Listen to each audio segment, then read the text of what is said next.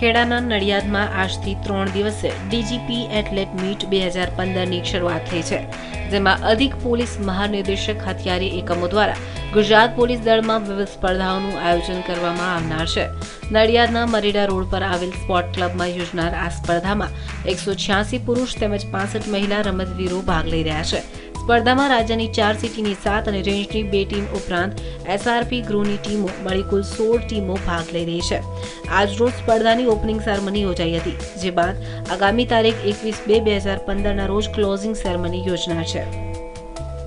આપણે ગુજરાત પોલીસ તરફથી જુદી જુદી રમતોનું દર વખતે ડીજીપી કપ ટુર્નામેન્ટ યોજવામાં આવે છે।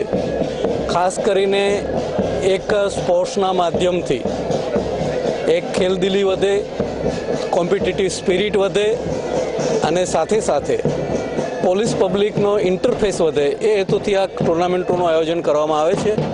આજે છે એ પ્રથમ વખત એથ્લેટિક્સ મીટ યોજાઈ રહી છે અને એના માટે આ નડિયાદ ખાતે યોજાઈ છે। 161 પુરુષ અને 53 મહિલાઓ આમાં ભાગ લઈ રહી છે। બહુ સારી સંખ્યા થઈ છે પ્રથમ વખતે અને અમને આશા છે કે બહુ સારી રીતે આ ટુર્નામેન્ટ થશે। ડીજીપી કપમાં પોલીસ એથ્લેટિક મીટમાં સૌપ્રથમ બીજી વાર રમાઈ છે સર।